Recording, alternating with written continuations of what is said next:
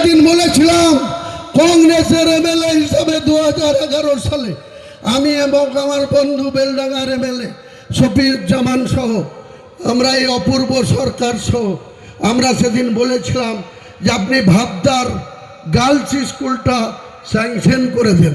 বুদ্ধবাবুরা অনেক প্রতিশ্রুতি দিয়েছিল, করতে পারেনি।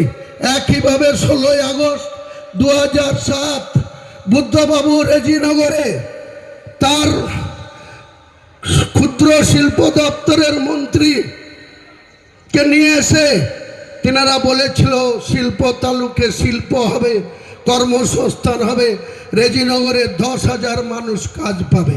তিনি তো চিৎপাটাং হয়ে গেল 2011 সালের 13 মে। তারপরে আপনি আসলেন 20 মে থেকে এখন অবধি আপনি মুখ্যমন্ত্রী।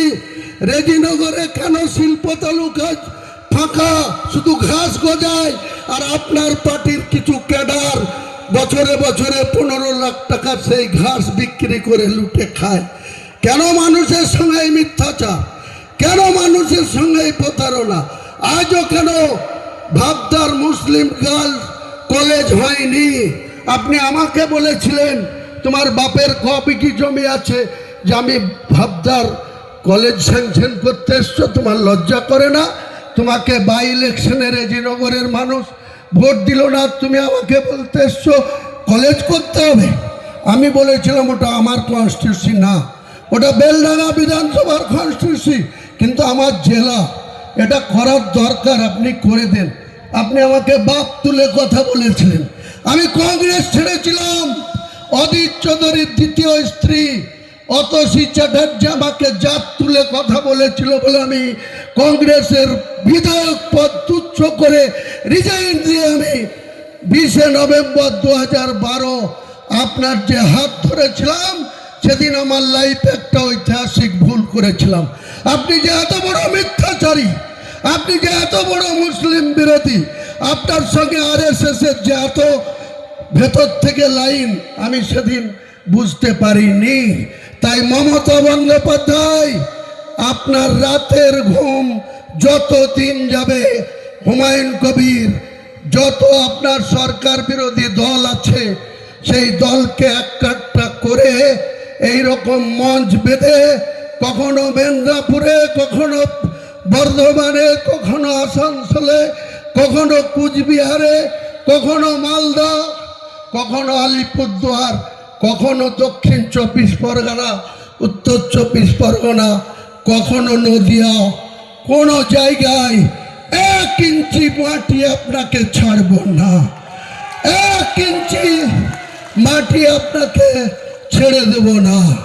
আগামী দিনে আজকের এই শপথ অঙ্গীকার একটাই, যে মমতা বন্দ্যোপাধ্যায়ের যে মিথ্যাচার সরকার, যে তোলাবাজির সরকার, যে জুইচোরের সরকার, যেভাবে মানুষের সঙ্গে শুধু মিথ্যা আর মিথ্যা চালাচ্ছে, তাদের যোগ্য জবাব দেওয়ার জন্য হুমায়ুন কবিরকে আজকে একটা জেএমপি পার্টি করতে হয়েছে। আমি করজোরে প্রত্যেকটা রাজনৈতিক দলকে বারবার আপিল করছি, আপনারা যদি সত্যিকারের এই মহিলাকে ক্ষমতাচ্যুত করতে চান, এই মিথ্যাচারীকে ক্ষমতাচ্যুত করতে চান, 2011-তে 34 বছরের যে পরিবর্তন এসেছিল, আবার 2026-এ মমতা ব্যানার্জির পরিবর্তন করে আমরা মিলেমিশে, আমরা কেউ বড় না, কেউ ছোট না, সবাই মিলে আমরা ঐক্যবদ্ধ হয়ে মমতা বন্দ্যোপাধ্যায়কে ক্ষমতাচ্যুত করি। নাহলে বাংলাটা বাঁচবে না, বাংলার কর্মসংস্থান হবে না, বাংলার সংস্কৃতি প্রিয় মানুষ প্রতি পদে পদে লাঞ্ছিত হচ্ছে, বঞ্চিত হচ্ছে। তাই আমরা আজকে যেমন মিমকে সঙ্গে পেয়েছি, আরও কিছু সংগঠনকে সঙ্গে পেয়েছি, সকলকে নিয়ে আগামী দিনে আমার কোনো ইগো নেই, আমার কোনো অহংকার আমি দেখাতে চাই না, অহংকার কোনো জায়গা নেই কোনো মানুষের, সে মুসলিম হোক অমুসলিম হোক, ঈশ্বর বা আল্লাহ যিনি আমাদের সৃষ্টি করেছেন শ্রেষ্ঠ জীব হিসাবে, তাদেরকে সবসময় মহান উপরওয়ালার কাছে মাথা নত করে চলতে হয়। তিনি কখনকার আয়ু শেষ করে দেবে, কখন কাকে এই পৃথিবী থেকে কথা বলা বন্ধ করে দেবে, কখন কাউকে শ্মশানে নিয়ে যাবে, কখন কাকে খবরস্থ করবে, সেই মহান আল্লাহ তাআলারই ইচ্ছায় হয়, কোনো মানুষের ইচ্ছায় হয় না। আমি জানি না আমার কখন মৃত্যু হবে, কিভাবে মৃত্যু হবে, তেমনি কত মানুষ আছেন কেউ আপনারা বলতে পারবেন না আপনাদের কখন মৃত্যু হবে, কিভাবে মৃত্যু হবে। তাই আমি বলতে চাই, এই বৃহত্তম লড়াইয়ে আপনারা সকলেই আমাদের ডাকে যেভাবে এসছেন, যেভাবে সাপোর্ট দিচ্ছেন, প্রত্যেকটা পদক্ষেপে আপনাদের সঙ্গে কোনো বেইমানি করা হবে না, কোনো মিথ্যাচার করা হবে না, কোনো মিথ্যা প্রতিশ্রুতি আমি দেব না। মমতা বন্দ্যোপাধ্যায়ের জায়গায় আমাদের এই জোটবদ্ধকে নিয়ে আসুন। 1000 টাকার লক্ষ্মীর ভাণ্ডার 3000 করে দেব, 1,20,000 টাকার ঘর 2 লক্ষ টাকা করে দেওয়া হবে। বাংলার কোনো পরিযায়ী শ্রমিককে বাইরে কাজ করতে যেতে হবে না, আমরা কর্মসংস্থান করে দেব।